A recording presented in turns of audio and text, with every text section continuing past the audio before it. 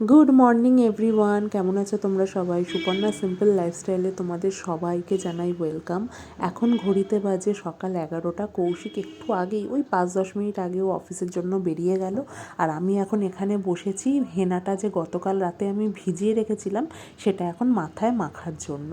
আর এখানে বিছানা কিছুই গুছানো হয়নি, কারণ ও থাকলে না ওই বিছানা ভালো করে গুছাতে পারি না, বালিশগুলো ঠিকঠাক জায়গায় রাখবো সেটা পারি না। ওর জন্য আগে ভাবি ও বেরিয়ে যাক অফিসের জন্য, তারপরে সমস্ত কিছু টুকটুক করে ধীরে সুস্থে করবো। কারণ ও থাকলে চা করে দিতে হয়, ও টিফিন গুছিয়ে দিতে হয়, ও স্নান করে বেরোয়, একটা না মানে খুব যেন তাড়াহুড়োর মধ্যে কেটে যায়।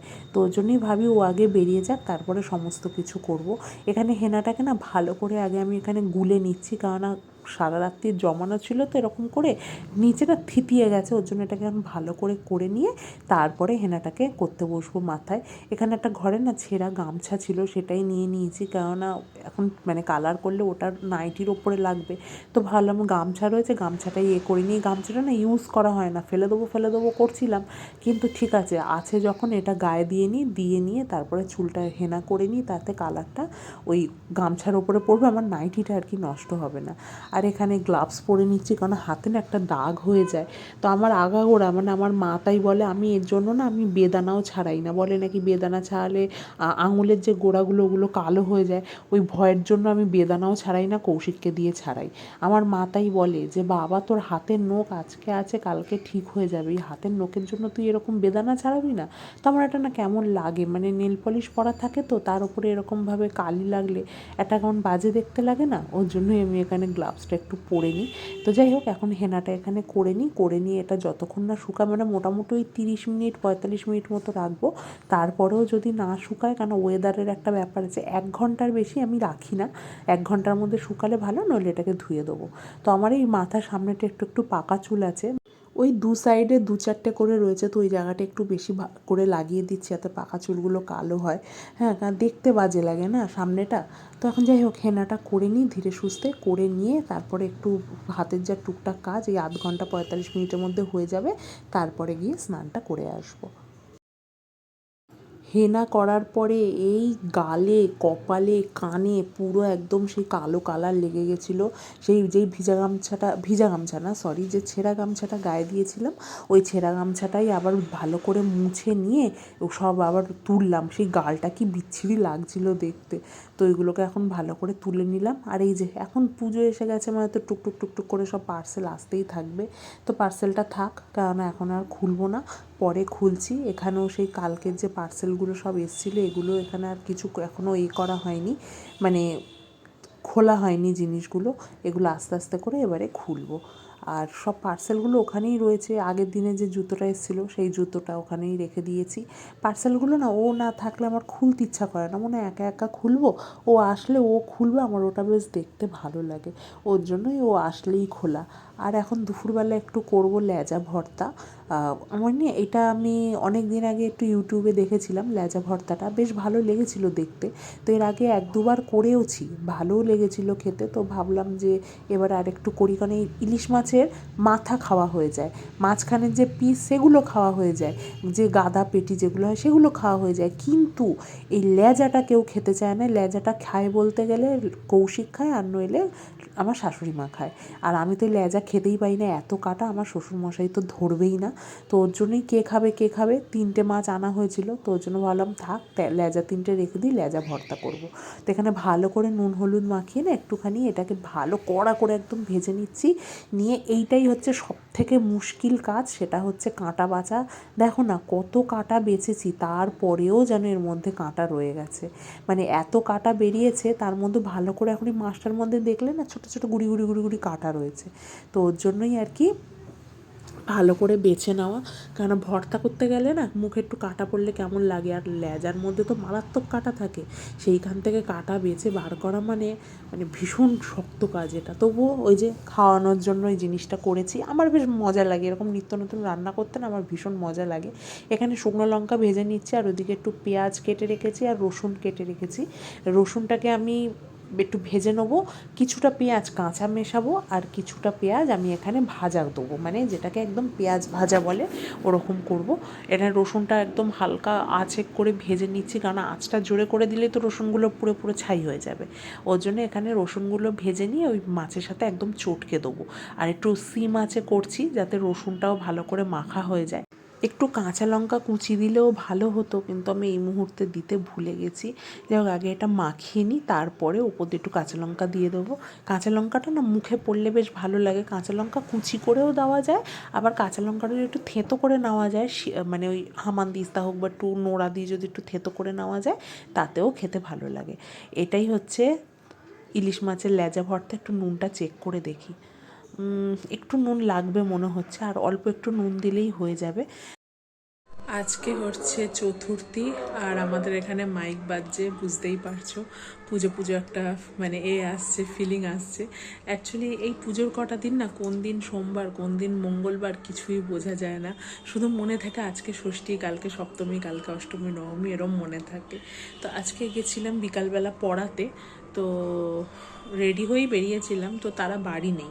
তারা ফোন করেও বলেনি যে বাড়ি নেই বা কিছু। কাল যেমন পড়ানো হয়নি বলে আমি মা বাবার সাথে ঘুরতে গেছিলাম, দেখালাম যে শ্রীভূমিতে গেছিলাম, কিন্তু আজকে তো ওনারা বাড়ি নিয়ে একটাবার ফোন করে জানাতে পারতো। আমি তো জানি না, আমি জানি আজকে পড়বে, তো আমি সেই অনুযায়ী রেডি হয়ে চলে গেছি। গিয়ে দেখি ব্যাস, আর মানে ওদের বাড়িতে তালা মারা, তো ওপরে 3rd ফ্লোর, তো আমি বেল মারছি, কোনো মতেই আর খুলছে না। ফোন করলাম, তখন বলছে আমরা বাড়ি নেই, তোমাকে জানাতে ভুলে গেছি।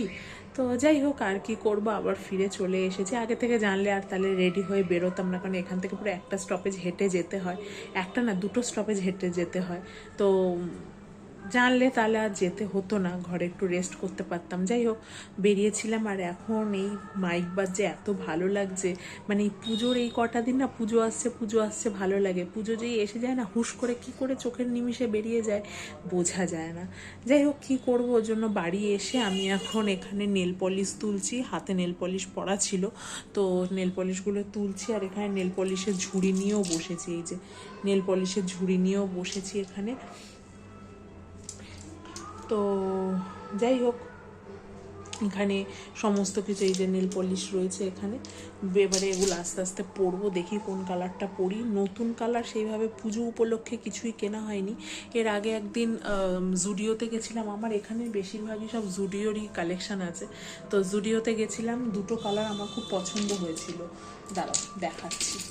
এই যে এই 2টো নতুন জুডিওতে এসছে, এই যে একটা এরকম সিলভার সিলভার কালারের, আর একটা হচ্ছে এরকম পার্পল। আমি দেখাচ্ছি তোমাদেরকে। ওই যে মাইকে অ্যানাউন্স শুরু হয়ে গেছে। কৌশিক এখনও আসেনি, এখন বাজে 7:30। তো দেখা যাক কখন আসে। তো আমি এখন বসে বসে একটা কে ড্রামা দেখছি বসে বসে ইউটিউবে। তো এখন যাই হোক, এখন নেল পলিশগুলো এখন তুলি। কতবার এখন এখন এখন বলে দিলাম। ভাত হয়ে গেছে করা, লেজা ভর্তা করেছিলাম সেটা তো আছে। আজকে মা রান্না করেছিল বোয়াল মাছের ঝাল, তো সেটাও আছে। আর আসার সময় আমি নিয়ে এসেছিলাম চাউমিন, তো সেটা রয়েছে, সেটা এখনও খাওয়া হয়নি। কৌশিক আসুক একসাথে খাবো। 1 প্লেটই এনেছি, বেশি আনিনি, কারণ রাত্রে আবার ভাত খেতে হবে। লেজা ভর্তাটা করেছি বলে ভাত খাচ্ছি আর কি, নইলে এই চাউমিন খেয়ে আমি শুয়ে পড়তাম।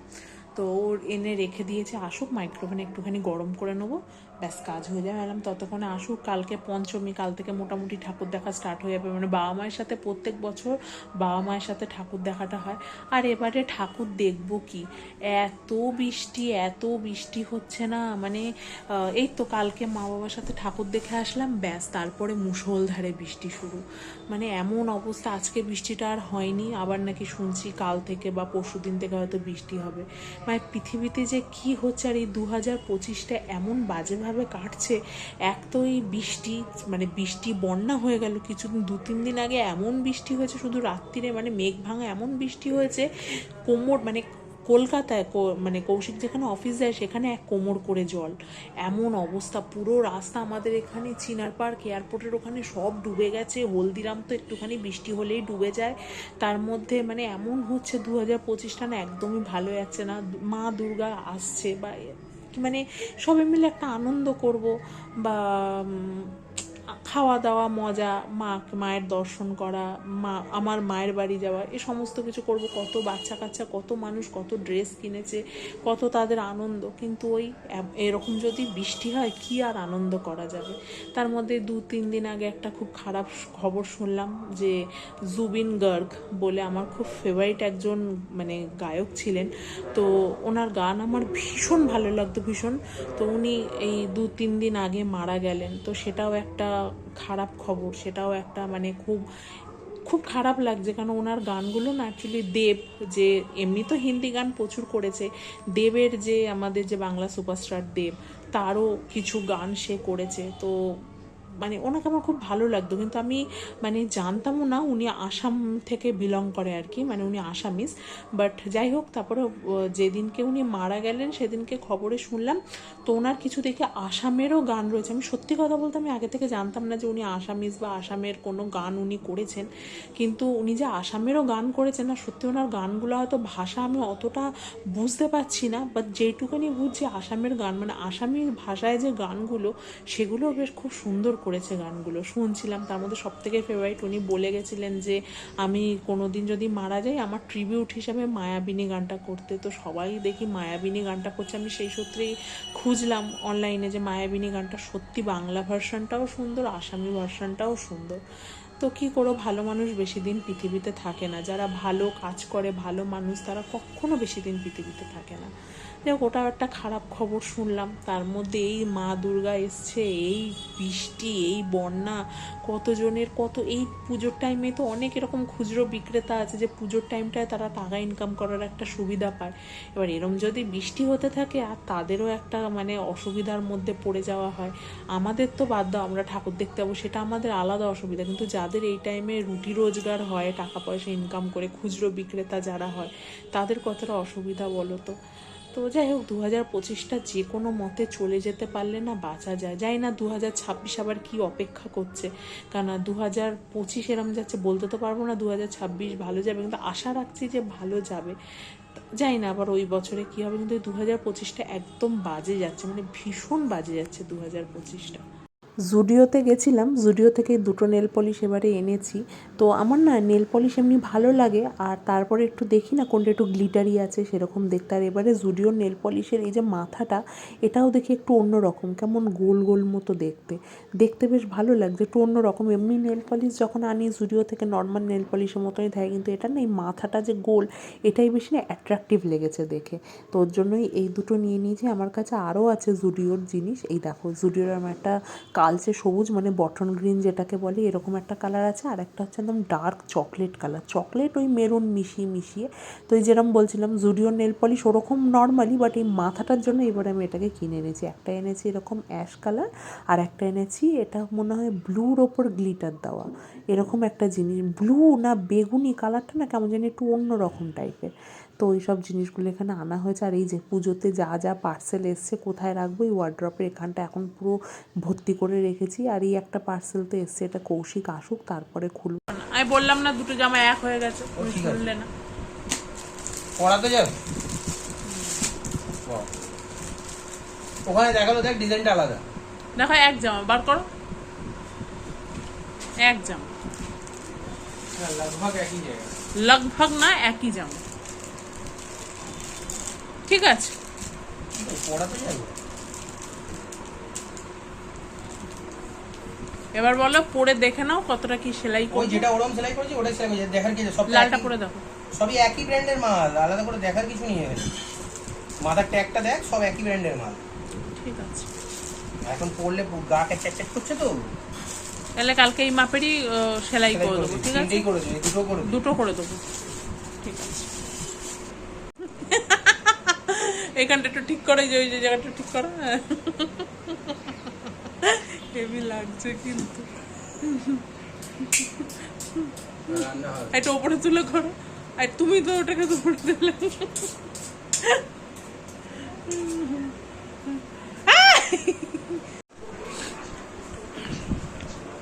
এসছে ফ্রিজের বক্সে নিয়ে এসেছি, ওগুলো ফ্রিজে ঢুকিয়ে দিই, রাখো দেখবো তারপরে ঠান্ডা গলে যাবে, কি গলবে দাও। ফ্রোজেন মটর গলে যাবে। এখানে একটু ব্লিঙ্কিট থেকে একটু চিজ, একটু ফ্রোজেন মটর আনা হয়েছিল, তার সাথে আনা হয়েছিল বিস্কিট, আর এদিকে আমার জন্য একটা আইসক্রিম আনা হয়েছিল, কারণ আমার অনেক দিন ধরে আইসক্রিম খেতে ইচ্ছা করছিল। আর এই না, এই মটরশুঁটিটা নেওয়ার কারণ হচ্ছে এই যে পুজোর সময় ষষ্ঠীতে লুচি হবে, তার সাথে যদি আলুর দম বা ফুলকপি আলুর তরকারি হয়, একটু মটরশুঁটি দেওয়া যাবে, বা যদি একটুখানি কখনো ধরো আলুর দম হলো, তাতে একটু মটরশুঁটি দেওয়া যাবে। তো ওর জন্যই আর কি মটরশুঁটিটা আনা। আর এখানে প্রাণের একটা টোস্টের প্যাকেট নেওয়া হয়েছে, আর একটা নিউট্রি চয়েসের 1 কেজির একটা ডাইজেস্টিভ বিস্কিট নেওয়া হয়েছে, কারণ আমাদের বিস্কিট লাগে, কৌশিক খেয়ে যায়, আমিও খাই, তো লাগে সেক্ষেত্রে। আর এইখানে আমার এই একটা আইসক্রিম, এই আইসক্রিমটা প্রথম আমাদের বাড়ির ওখানে যে বারুইতলার মেলা হয় না রাজরাজেশ্বরী মায়ের পুজো উপলক্ষে, তখন খেয়েছিলাম, তো আবার অর্ডার করা হয়েছে।